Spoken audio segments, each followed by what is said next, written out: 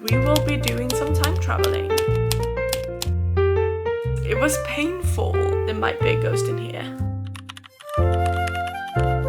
You can break both of my legs and I'll still crawl across the entire world just to get to her. I don't even remember my own TBR.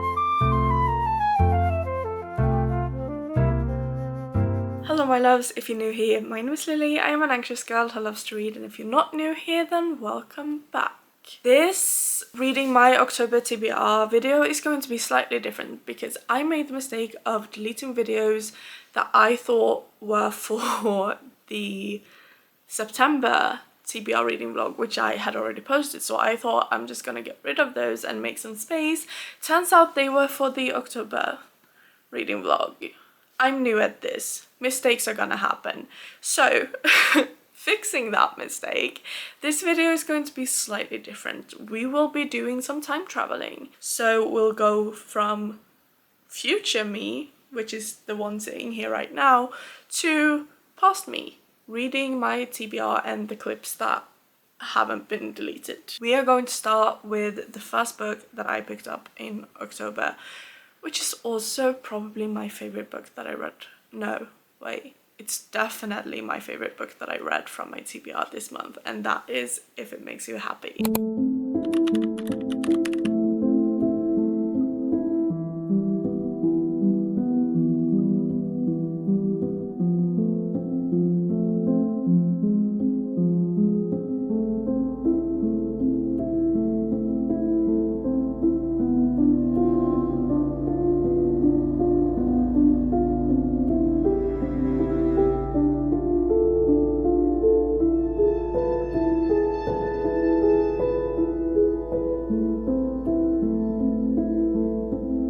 What the Pumpkin Spice Cafe wasn't, this was. Like, I feel like anytime it's an autumnal cover and the book is a romance, it's gonna be promoted as like Gilmore Girls. None of the autumnal books that I have read that were promoted as Gilmore Girls vibes actually had Gilmore Girls vibes. This one actually did, 100%. You might also think that why is it so thick? Because it's a romance book. It should have been thicker. If this was twice the size of this, I wouldn't have been mad about it. I absolutely loved every second of this. The banter, the small town, the romance that was a slow burn that really built, the issues that they had that, you know, caused not drama but like friction in the book were like adult serious issues. It wasn't a flunky little miscommunication or anything like that. There were actual problems that you could see why it was keeping them apart. He's a single dad. She's taking over her mother's inn. Her mother's passed away. She's dealing with the grief. She's dealing with being in a town with a job that was never meant for her because the inn should have passed to her sister, but her sister isn't ready to take it over yet, and she's just dealing with all of these feelings of living someone else's life because she's not the one that was chosen for this life. But then she also really fits in, but how can she allow herself to fit in when she knows that it's only temporary? And just, I don't know, it was beautiful. The epilogue had me crying. The epilogue hit so hard. It was painful. Like, it was mean, but it was also so good. So 5 stars. Absolutely love this. I mean, Julie Olivier is, with just this book, becoming an insta buy author for me because it was absolutely incredible. Hello, I can't speak. It was absolutely incredible. Just the cover makes it, like, it's as good as the cover makes it seem. So good. 5 stars, one of my favorite books that I read in October. Easy, no question. I read The Coven, which was also on my October TBR for a reading vlog, so it's gonna overlap a bit, but I gave The Coven 2 stars, I think. It was so short. It was under 300 pages, but it didn't feel like it had been written to be under 300 pages. It felt like it was compressed just for the sake of it being under 300 pages. And the romance, like, I'm not really gonna fall for love interest that just the first thing he notices about her is the size of her breasts and watches her when she's sleeping and undresses her and wishes that he could do more. Like that's just, it's giving creep. It's giving So 2 stars, didn't enjoy that. I'm talking about this in short terms because I don't know if I've deleted clips where I've spoken about the cover or not, but it's also, I don't really want to linger on that book because it wasn't good, and I don't have it physically. I read it physically, but then I sold it because I was like, I never want to see this book again. No, thank you. The ending was interesting, which is the only reason it was a 2 star and not a 1 star. But now that I've sat on it a bit, I'm like, I'm not even listening to the second book, even though I have it for free as an audiobook. I couldn't care less. The same happened with, oh my god, what book was it? I've also unhauled that already. I don't even remember my own TBR.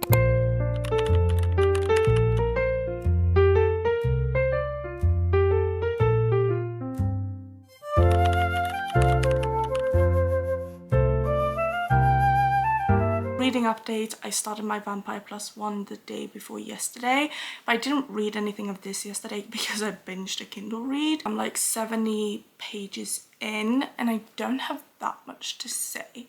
I mean, it's like the same, of course it's the same vibe as My Roommate is a Vampire because they're interconnected standalones, and I love the mentions of the characters in the first book in this standalone series, but I feel like I haven't gotten a grasp of the FMC or MMC just yet. I feel like they're both kind of, like, he's whimsical, he's odd, but there's something else going on, and I feel like she has some depth that's already been showed, but as I said, it's just, I'm not even 100 pages in, so not like, things have happened, but not much has happened. But it's fun, it's light-hearted, low stakes. I think, yeah, that's about it right now. I'm gonna continue this today, and then we've got a little package which does have an opening. I just couldn't find it. So let's do a mini haul. That is always so satisfying. Like, that scratches an itch in my brain. Ooh, what is it with them putting books in plastic nowadays? Some books. We have Unnatural by Mia Sheridan. This one's wrapped in plastic. That's kind of impressive. Look at that. Look at that. He ruined her life, she'll destroy his. I'm really excited for this. And the cover, stunning. A mini haul. 2 very opposites, I feel like. But, you know, you need a little bit of both in your life.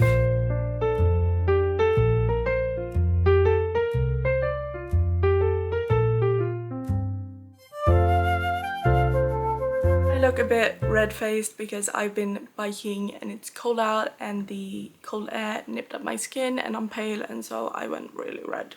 But I have a reading update and another update that we are going to start with, because the reason I was out biking was because I was going to town to get my new glasses and I love them. I think they're so cute. This is the lighter pair, and then we have a darker pair that are a bit more square, but they won't be coming until later because they had to get them from a different manufacturer or something like that. So I'm still waiting on them, but here's the first pair. I mean, it's gonna take some getting used to. There's very different strengths in these compared to my last ones, because I was like 13, 14 when I got these, and my eyes haven't exactly gotten better.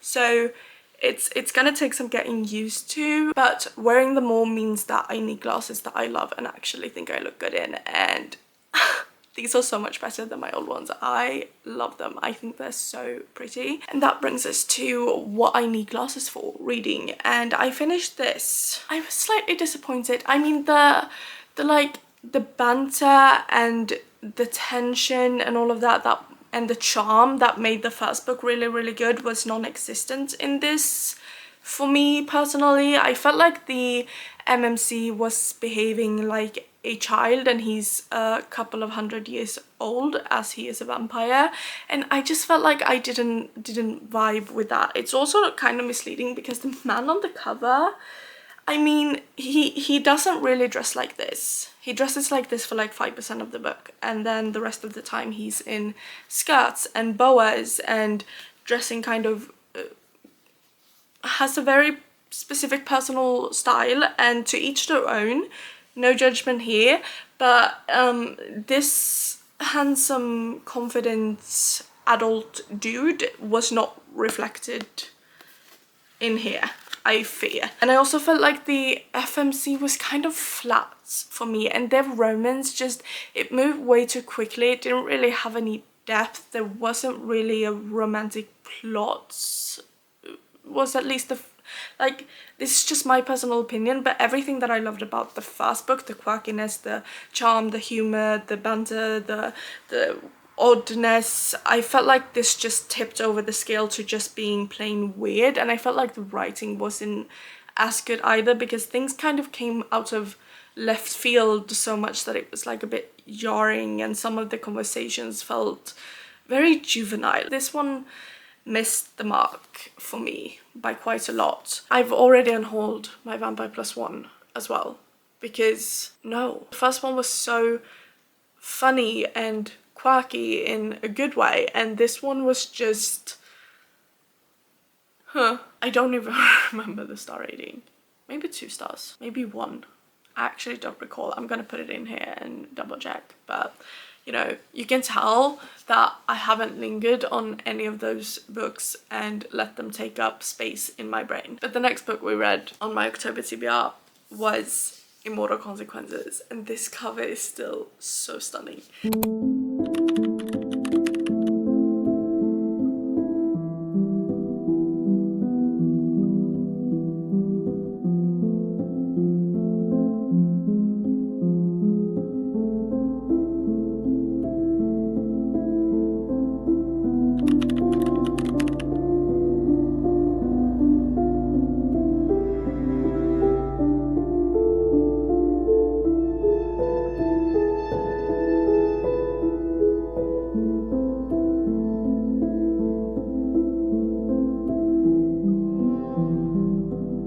It was really good. I had a great time. I really enjoyed this. I really actually enjoyed every single POV. So there's multiple POVs, and oftentimes when there's multiple POVs, there's 1 or 2 that I'm like, oh, can we just get through this and get back to the people that I actually like and care about, you know? But in this one, I actually liked and cared about all of them. And I wasn't like upset when it swapped POVs. I was more intrigued. However, sometimes I felt like it jumped between POVs a bit too much. I would have liked, like, it became a bit disorienting at times, because you were in one place dealing with one problem with a few of the main characters, and then you jump to a different POV in an entirely different place. And it's not that that was a massive issue, it's just that it worked well in scenes where they were like all in the same spot, or all had the same goal, or kind of, you know, it had still held that red line. But sometimes when it swapped POVs, I was like, could we just had a moment to breathe in this person's POV, like, and not swap immediately? I feel like we didn't really have many chapters, if any, I can't recall, but where it followed, like, it didn't swap POV. A chapter changed and it was the same POV. I feel like we swapped POV with every single chapter. Maybe that's not true, but that's what it felt like. And it was also, even though it was good, and the romances, my heart, like, YA romances hit different. I love me a good adult romance, don't get me wrong, but a lot of adult romances just let all the weight of the romance rest on the fact that it's sexual scenes can be graphic, that like it all rests on the sexual attraction and not necessarily the emotional love, which is an issue that I have with a lot of adult romances. Not all of them, but too many of them. With YA, that doesn't happen. With YA, it's all emotion. And my favorites were Ren and August, and Emilio and Olivier. They were so cute. Yeah, Ren and August were my absolute favorites. Like, their romance at the end, when it came, it gave, you can break both of my legs and I'll still crawl across the entire world just to get to her. Like, that was their love. And Emilio and Olivier, they were just so cute and innocent, and I love the romances. My lamp is flickering, isn't it? It's October 31st, which makes that feel scary. There might be a ghost in here. It's not, I don't think it's ever done that before. Hello? Stop it!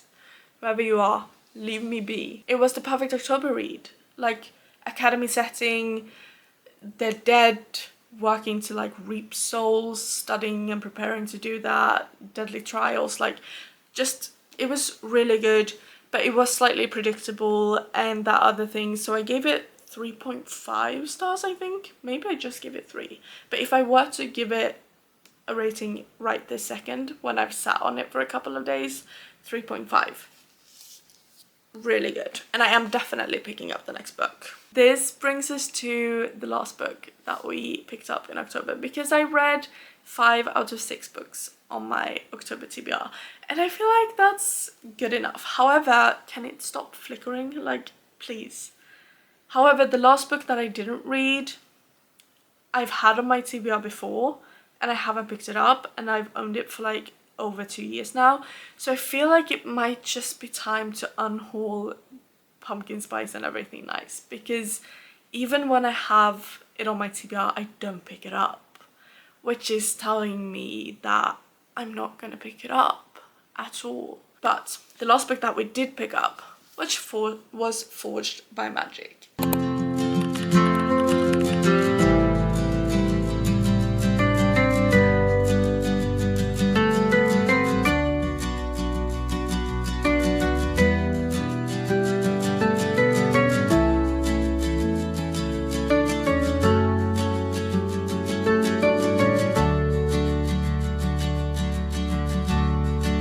This was not what I thought it was going to be. With the blurb, I thought they were going to like go out on an adventure, because the blurb says, or maybe I just haven't read the blurb the way I should. It's just that I didn't read the full blurb, but I thought that they were like going to solve something, or like it wasn't what I thought it was going to be. So she's sent off by the evil king that has her chained and has a piece of his magic embedded in her hip that can kill her, so she has to do what he says. He sends her off on a ship to hunt down like the dragon people that are bonded to dragons, because they want them gone because they're dangerous, kind of. And there's a storm, and she washes ashore on an island where she meets this fake man called Rivelin, and he says that she can stay with him until the next ship passes through in 6 weeks. But the island chooses competitors for this competition, where if you win, you can ask this apparently magical island for whatever you want, and it will gift that to you. And Rivelin really wants to win, and so she assists him in this. Kind of. Again, predictable, a bit, for being an adult romance, it felt a bit juvenile at times, and I just didn't vibe with the writing. It's not that the pacing was off, because the pacing was the same throughout the entire thing. To me, it just read shoppily. Like, I just didn't get into the narrator's voice like that. It didn't flow in my head, which meant that I kept putting this book down and not longing to reach for it. Whilst I was reading it, it was kind of entertaining, but I wasn't invested. I didn't really care if they succeeded or not, because the stakes were on paper high, but the characters' emotions didn't reflect that. So they seemed very calm and uncaring about her literally being murdered if she didn't succeed with her thing, but his magical competition was still more important, kind of like that's how it read to me. So I felt like it didn't match, but I gave it 3 stars because I mean it wasn't bad, it was just I mean I didn't dislike it, but I don't love it either. Other people have like like ways that they can explain their star ratings, because sometimes I question myself and I'm like, did I really give that star rating? But then I'm like, sometimes when I give a book a 3 star, like Immortal Consequences 3 stars, when you put this 3 star next to this 3 star, this wins out easily. I really enjoyed this a hell of a lot more, but this 3 star is not the same as this 3 star, if that makes sense. Like, it's not that it's a good 3 star and a bad 3 star, they're just 3 stars for different reasons. I just went on vibes and what I enjoyed more. This would be vibe wise maybe a 4 star, and if I rated this on vibe it would be a 2 star. But when you put everything together with the issue, not issues, but the things I didn't like in this and the things I didn't like in this, they both somehow end up being 3 stars, if that makes sense. My ratings may not always make sense, but they make sense to me. This damn flickering light is haunting me. My October TBR. And I have no idea as I'm filming this how this video is going to turn out. This could become shit. I'll make do because I made a mistake. So I apologize if this was chaotic and difficult to understand, but it is what it is. I can't do anything about that, I'm sorry. I'll do better for November. If you made it this far, thank you so much for watching. As always, have a nice day, a nice week, a nice month, be kind to each other, and hopefully I will see you guys in the next one. Bye!